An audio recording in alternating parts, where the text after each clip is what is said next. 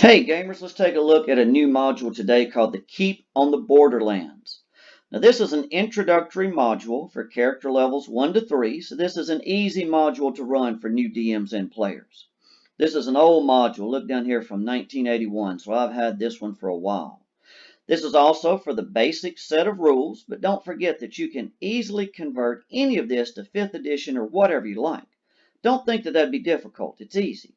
We can see here at the writers, Gary Gygax, and all know who that is there. You can see from the cover that the all-favorite orcs will be found in this adventure, but it does have some surprises, probably has some things you wouldn't expect.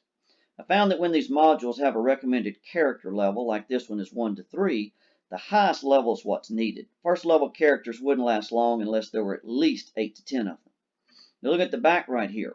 So when you look at the title, you can see there's a keep, and this will make a good home base.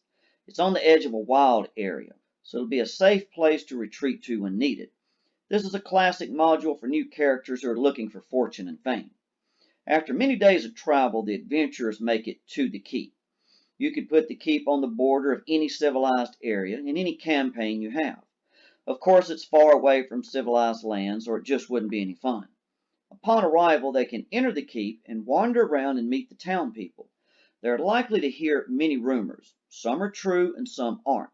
This will be fun for the PCs to speculate on what's waiting for them. The small town has what you would expect: an armorer, provisioner, trader, bank, inn, tavern, chapel, staples, and so on. So the adventurers will have a safe retreat and can find any common items within reason that they want. The primary goal of the adventurers will be to find the Caves of Chaos.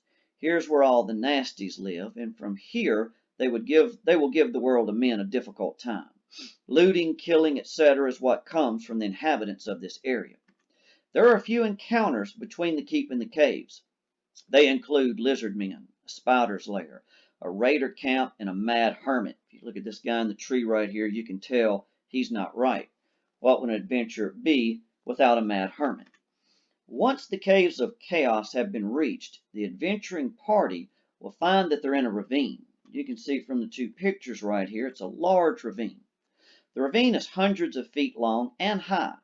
Dotted here and there are cave entrances, and there's a wide assortment of evil creatures living here. There are 11 cave entrances, and each one is short, but often eventful.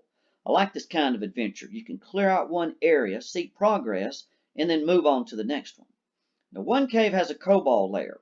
This is an easy place to start. Kobolds are some of the smallest guys of the D&D world. There are about 15 or so kobolds and some giant rats. So if they go in this cave first, it'll be a good warm-up area.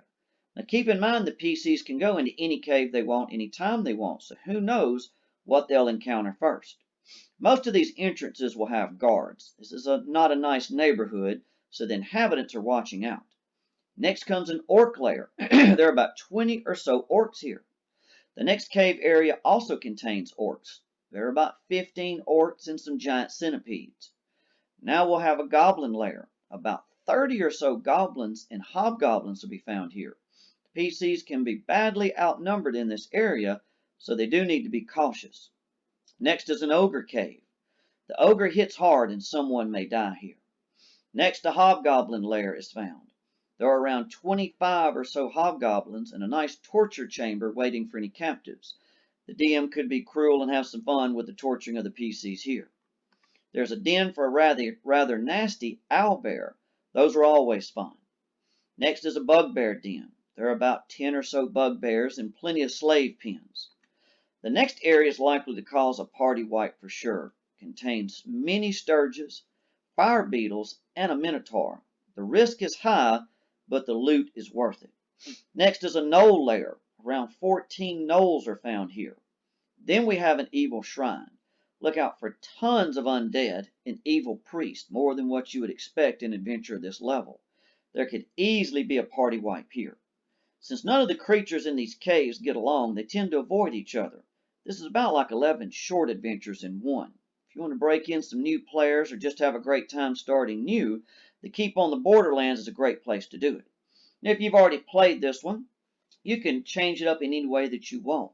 Change the caves, change the monsters, whatever. This is a classic D&D type game, so you can alter it any way you want. If you don't own these, they're available at Drive-Thru RPG and DM's Guild. Don't forget that these old modules, what we call adventures, are easily converted to 5e or whatever you want, so don't be intimidated by that.